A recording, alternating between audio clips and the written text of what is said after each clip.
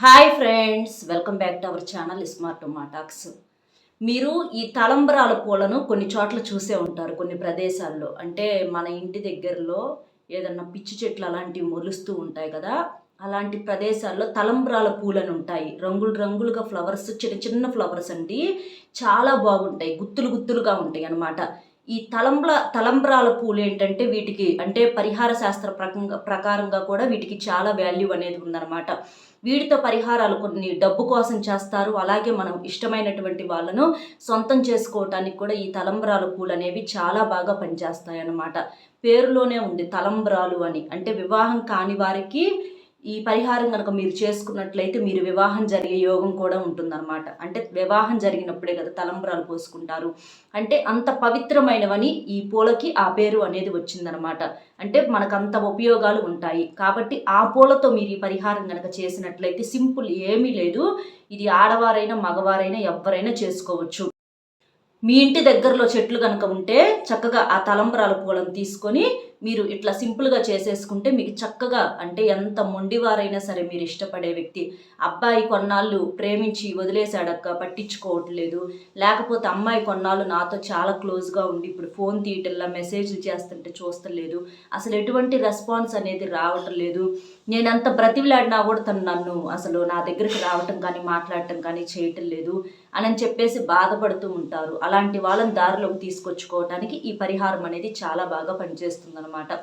అలాగే ఇవి భార్యాభర్తలు ఉంటారు కదా, భార్యాభర్తలు కూడా కొన్ని కారణాల వల్ల దూరం అయిపోతూ ఉంటారు, మానసికంగా విడిపోతారు. కొంతమంది మా ఇంట్లో ఒక ఇంట్లోనే ఉంటా దూరం దూరంగా ఉండేవాళ్ళు, కొంతమంది బయటికి సమాజానికి భార్యాభర్తలుగా ఉన్నా ఇంట్లో ఎవరి దారిన వాళ్ళు ఉంటూ ఉంటారు. అలాంటి వాళ్ళు నా భర్త మారాలనో లేదా నా భార్య మారాలనో థర్డ్ పర్సన్ వాళ్ళు ఎవరి వల్లన్నా దూరం అవుతారు. కొంతమంది అయితే అసలు శాశ్వతంగా కూడా దూరం అయిపోతూ ఉంటారు. అలాంటి వాళ్ళు కలవటం కోసమైనా మీరు ఈ పరిహారం చేసుకోవచ్చు. ఏదైనా సరే ఒక న్యాయమైనటువంటి బంధం కోసం మీరు ఈ పరిహారం చేస్తే మీకు ఖచ్చితంగా యూజ్ అనేది ఉంటుందన్నమాట. ఇది కొన్ని నియమాలతో చేయాల్సి ఉంటుంది. ఇది ఎలా చేయాలి ఏంటి అనేది చూసే ముందర ఒక్కసారి ఇది వినండి. మీకు ఏదన్నా సమస్యలు ఉంటే, అంటే వ్యాపారము, చదువు, ఉద్యోగము, సంతానము, విదేశీ ప్రయాణము, ప్రమోషను, రాజకీయం, కోర్టు కేసులు, ప్రేమ, భార్యాభర్తల మధ్య సమస్యలు, కుటుంబ సమస్యలు, ఇలా మీకు ఏదన్నా సమస్యలు ఉంటే మీరు శ్రీ రేణుకా ఎల్లమ్మ తల్లి జ్యోతిష్యాలయం గురూజీ రాజు గారు, గురువు గారి ఫోన్ నెంబర్ 8328334329. ఈ నెంబర్ కనుక మీరు ఫోన్ చేసినట్లయితే ఎలాంటి సమస్యకైనా పరిష్కారం అనేది గురువు గారి ద్వారాగా మీకు అందుతుంది. మీరేం చేస్తారంటే ఈ పరిహారం చేసుకునేటప్పుడు నలుపు రంగు బట్టలు ధరించకూడదు, నాన్ వెజ్ అనేది తినకూడదు. ఆడవారైనా మగవారైనా చేసుకోవచ్చు. ఆడవారు చేయకూడని 5 రోజులు అయితే చేయకూడదు, మిగిలిన రోజుల్లో చేసుకోవచ్చు. ఇలా ప్రేమించిన అబ్బాయి పేరును కానీ అమ్మాయి పేరును కానీ మనసులో తలుచుకొని ఈ పరిహారం చేసుకోవచ్చు. ఇది ఏ రోజు అంటారా, మీరు ఇలా ఏ రోజైతే ఉండగలుగుతారో, అంటే ఈ నియమాలతో మీరు ఏ రోజైతే ఉండగలుగుతారో ఆ ఉండగలిగిన రోజు చేసుకోండి. ఇవాళ మేము నాన్ వెజ్ తింటలేదు, ఇవాళ మేము నిష్టగా ఉంటున్నాము, ఇవాళ మేము శుభ్రంగా ఉంటున్నాము అని మీకు ఒక రోజు ఉంటుంది కదా. ప్రతిరోజు నాన్ వెజ్ తినరు కదా, అలాగా మీకు ఎప్పుడైతే వీలుగా కుదురుతుందో ఆ రోజు చేసుకోండి. ఎందుకంటే భగవంతుడు ఇచ్చినటువంటి ప్రతిరోజు మనకి మంచి రోజేనండి. ఈ రోజు మంచిది, ఆ రోజు చెడ్డది ఇలా అనుకోవటానికి ఏమీ లేదనమాట. కాబట్టి మీరు నియమాలతో ఉండగలిగినటువంటి ఒక రోజు సమయం చూసుకొని మీరు ఈ పరిహారం అనేది చేసుకోండి. ఈ పరిహారం సాయంత్రం సంధ్యా సమయంలో చేసుకుంటే మీకు అద్భుతమైనటువంటి ఫలితం అనేది వస్తుందన్నమాట. ఇక మీరేం చేస్తారంటే మీకు దగ్గరలో ఆ చెట్లు ఉంటాయి కదా, తలంబ్రాల చెట్లు, ఆ తలంబ్రాల చెట్టు దగ్గరికి వెళ్ళి ఆ పువ్వు కోసుకొచ్చుకోండి. పూలు మనకేంటంటే ఒకే గుత్తికి చాలా పూలు ఉంటాయి అన్నమాట. మనకి వెన్న ముద్ద పూలు ఉంటాయి చూడండి, అలాగ చాలా పూలు ఉంటాయి. అయితే ఇవి చాలా రంగుల్లో ఉంటాయి అన్నమాట. అలా ఈ తలంబ్రాల చెట్లు రంగులు ఏ రంగులు ఉన్నా సరే మీరు తీసుకొచ్చుకోండి. అంటే ఎరుపు, పసుపు, బ్లూ కలరు, ఇట్లా చాలా రంగులు కలిసి ఉంటాయి అన్నమాట. చూడటానికి చాలా చక్కగా ఉంటాయి. మనం ఏంటంటే పిచ్చి చెట్టులే అని చెప్పేసి పట్టించుకోము. పరిహార శాస్త్రంలో ఈ తలంబ్రాల చెట్టు వల్ల ఎన్నో రకాలైనటువంటి ఉపయోగాలు కూడా ఉన్నాయి అన్నమాట. అయితే మీరు పని అయిపోయిన తర్వాత శుభ్రంగా హ్యాండ్స్ వాష్ చేసుకోండి. ఎందుకంటే మనకు మొక్కల వల్ల ఎంత మంచి ఆరోగ్యాలు, ఔషధాలు, గుణాలు ఉంటాయో అలాగే కొన్ని మొక్కలు మనకి చేత కానప్పుడు కొన్ని ఇబ్బందులు వచ్చే అవకాశం అనేది ఉంటుందన్నమాట. కాబట్టి మీరు పరిహారం చేసుకున్నాక శుభ్రంగా హ్యాండ్స్ వాష్ చేసేసుకోండి. ఇబ్బంది అయితే ఏమీ ఉండదన్నమాట. అలాగా ఇక మీరేం చేస్తారంటే ఆ తలంబరాల పూలను తీసుకొచ్చుకున్న తర్వాత సింపుల్గా అంటే ఈ ఇష్టమైనటువంటి వారి పేరును మనసులో తలుచుకొని ఆ పూలను పట్టుకొని, మీరు వివాహం కానివారనుకోండి, మాకు వివాహం జరగాలి, మేము ఒకటిగా అవ్వాలి, మేము సంతోషంగా ఉండాలి, ఎందుకంటే ఈ చెట్టుకి ప్రకృతి యొక్క శక్తి ఉంటుంది, అలాగే దైవశక్తి కూడా ఉంటుందన్నమాట. అలా పట్టుకొని మేము సంతోషంగా ఉండాలి, మేము కలవాలి, మేము ఇట్లా చక్కగా వివాహం చేసుకొని తలంబ్రాలు పోసుకునేదాకా మా బంధాన్ని తీసుకెళ్ళమ్మా అని చెప్పి చక్కగా దండం పెట్టుకోండి. వివాహం కాని వారైతే వాళ్ళు నెంబర్స్ బ్లాక్లో నుంచి తీసేయాలి, మాతో మాట్లాడాలి, గతంలో లాగా మేము సంతోషంగా ఉండాలి అని చెప్పేసి దండం పెట్టుకోండి. వివాహం అయిన వారు అనుకోండి, నా భార్య మారాలను లేదా నా భర్త మారాలను చక్కగా మీరు అట్లా సంకల్పం చెప్పుకోండి. మీరు ఆ తలంబరాల పుష్పాలను కోసుకొచ్చుకున్న తర్వాత మీ ఇష్ట దైవం ముందర పెట్టుకొని నమస్కారం చేసుకోవాలి. చెప్పాను కదా, మనసులో సంకల్పం చెప్పుకోవాలి. సంకల్పం చెప్పుకున్న తర్వాత మీరు ఇంకా అంటే దైవం ముందర కుదిరితే దైవం ముందర పెట్టుకోండి, లేదంటారా మీరు వాటిని పట్టుకొని ఇట్లా వాళ్ళు మాకు సొంతం అవ్వాలి అని చెప్పేసి వాళ్ళ పేరు చెప్పుకొని చక్కగా మీరు మనసులో సంకల్పం చెప్పుకోండి. ఇక చెప్పుకోవటం పూర్తయిపోయిన తర్వాత ఆ పూలను మీరేం చేస్తారంటే తీసుకెళ్ళి ఎక్కడన్నా పారే నీళ్ళల్లో వదిలేయండి. ఆ పూలను ఏం చేస్తారంటే తీసుకెళ్ళి పారే నీళ్లు అంటే ఫ్రెష్గా అంటే మనకు చెరువులు అవ్వచ్చు, లేకపోతే ఏదన్నా పారే నదులు అవ్వచ్చు, పిల్ల కాలువలు ఉంటాయి అలాంటి స్వచ్ఛమైనటువంటి పారే నదిలో పారే నీటిలో ఈ పూలను వదిలేసిరండి. వదిలేసేటప్పుడు కూడా సంకల్పం చెప్పుకోండి. అంటే మనకు నీరు కూడా ఏంటంటే పంచభూతాల్లో ఒకటి కదా, నీరు కూడా చాలా శక్తివంతమైనవి కాబట్టి నీటికి కూడా మన సమస్యను తీర్చే శక్తి అనేది ఉంటుంది. కాబట్టి నీటిలో వాటిని వదిలినప్పుడు, ఆ స్వచ్ఛమైన నీటిలో వదిలినప్పుడు ఏంటంటే ఆ సమస్య అనేది వెళ్ళిపోతుందన్నమాట. వెళ్ళిపోయి మనకు మంచి ఫలితాన్ని, మన మనసులో ఏదైతే ఉందో అది జరిగేటట్లుగా చేయడానికి ఈ పరిహారం అనేది చాలా బాగా పనిచేస్తుంది. కాబట్టి చక్కగా ఆ పుష్పాలను పట్టుకొని సంకల్పం చెప్పుకోవటం, ఏదన్నా పారే నదిలో వదిలేసేసేయటం, మీరు ఇంక మామూలుగా ఇంటికి వచ్చేసేసేయండి. చక్కగా మీకు వెంటనే ఆ కోరిక అనేది కొన్ని క్షణాల్లోనే తీరుతుంది. అంత శక్తివంతంగా ఈ తలంబ్రాల పుష్పాల పరిహారం అనేది పనిచేస్తుంది అనమాట.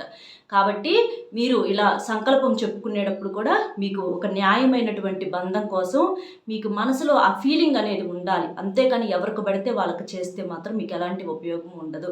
మీరు ప్రాణానికి ప్రాణంగా ప్రేమించే ఒకే ఒక్క వ్యక్తి కోసం ఈ పరిహారం చేయాలి. అంతేకాని ఇద్దరినో ముగ్గురునో ఊహించుకొని ఇలా చేయకూడదు అనమాట. ఇప్పుడు ప్రేమ అంటే ఇద్దరు మనసులు కలయిక అయినప్పుడు మనుషులు ఇద్దరు ఒకరికొకరు గౌరవం ఇచ్చుకోవాలి, పుచ్చుకోవాలి. అట్లా కాకుండా వీళ్ళేమో ఎంతసేపటికి వీళ్ళ పై మాటే ఉండాలి, వీళ్ళ కింద వీళ్ళు పనోళ్ళకులాగా ఉండాలి అన్నట్లుగా ఫీల్ అవుతూ ఉంటారనమాట. కొంతమంది వచ్చేటప్పటికి పొగరుగా ఉంటారు.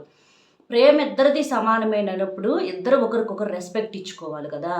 అలా కాకుండా మా చెప్పు కింద వీళ్ళు పడి ఉండాలన్నట్లుగా చిన్న మాట కాడ అలిగి వెళ్ళిపోయే వాళ్ళు కొంతమంది ఉన్నారు. చిన్న మాటే అక్కడ ఏముండదు, సాగదీసుకుంటా వెళ్ళిపోయి నేను చెప్పినట్టు నువ్వు వినవా అని చెప్పి వెళ్ళిపోయే వాళ్ళు ఉన్నారు.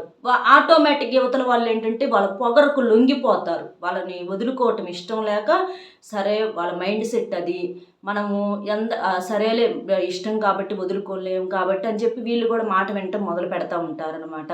అయితే ఎంతవరకు వింటారు, ఎన్నాళ్ళు వింటారు?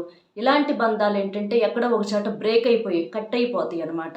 ఎందుకంటే వినే అయితే వింటారు, ప్రతిదీ వినలేరుగా. డామినేషను ఇప్పుడు సరే ఒక డ్రెస్సు విషయంలో అయితే ఓకే, ఒక ఫుడ్ విషయంలో అయితే ఓకే. అలా కాకుండా నవ్వినా తప్పు తీస్తారు, నవ్వకపోయినా తప్పు తీస్తారు, ఎక్కువ మాట్లాడినా తప్పే, సైలెంట్గా ఉన్నా తప్పే. ఇట్లా ప్రతి దాంట్లో కూడా పెడార్థాలు తీస్తుంటే వాళ్ళ యొక్క శాడిజం అనేది ఆ రకంగా ఆ రేంజ్లో ఉంటుంటే ఈ యువతల వాళ్ళు ఎలా ఓర్చుకుంటారు చెప్పండి? ఎందుకంటే వాళ్ళ మనసులో ఎక్కువగా ఉండే ఉద్దేశాలు, వాళ్ళతో కలిసి ఉండే ఉద్దేశాలు లేవు అని అనుకున్నప్పుడు ఇలాంటివి కూడా జరుగుతూ ఉంటాయి. కాబట్టి మరి అలాంటి వాళ్ళని మీ జీవితంలో ఉంచుకోవాలా వద్దా అనేది మీరే నిర్ణయించుకోండి. మనం ఏదన్నా ఒక పరిహారం చేసినా, ఒక పూజ చేసినా, ఒక కన్నీటి బొట్టు రాల్చిన అవతల వాళ్ళకు కూడా అర్హత ఉండాలి. అర్హత ఉందా లేదా అని కూడా మీరు ఆలోచించుకోండి. అర్హత లేని వాళ్ళ కోసం మరీ మీరు వారిని తీసుకొచ్చి ఎక్కడో కూర్చోబెట్టి మీరే లోకం మీరే సర్వస్వం అని అంటే కళ్ళు నెత్తికెక్కుతాయి అన్నమాట. కాబట్టి మీకన్నా ఎవరు గొప్పవాళ్ళు కాదు. ఆ విషయం మీరు గుర్తుంచుకొని మీరు వారి కోసం మీరు ఏడవటం కరెక్టేనా కాదా, వాళ్ళ కోసం ఇది చేయటం కరెక్టా కాదా అని ఆలోచించి ఏదన్నా ఒక పని చేయగలిగితే మీకు మంచి ప్రతిఫలం అనేది వచ్చే అవకాశం అనేది ఉంటుంది.